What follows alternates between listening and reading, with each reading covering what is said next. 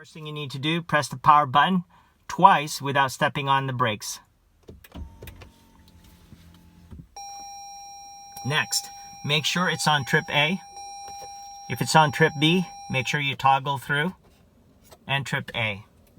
Okay? Now, press this button, the trip button, and don't let go. Power off the car. Don't let go of the trip button. Press the power button twice again. There it is. Resetting maintenance data.